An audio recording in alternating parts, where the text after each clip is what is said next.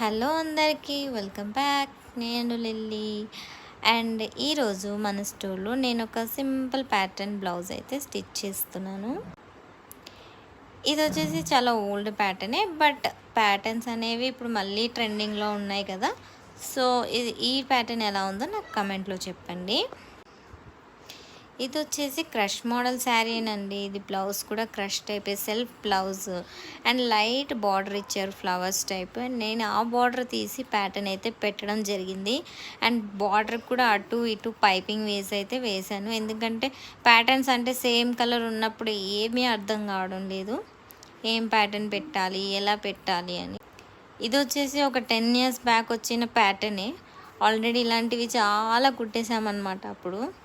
And ఇప్పుడు మళ్ళీ patterns ట్రెండింగ్లో ఉన్నాయి కాబట్టి ఏదో ఒకటి పెట్టాలి.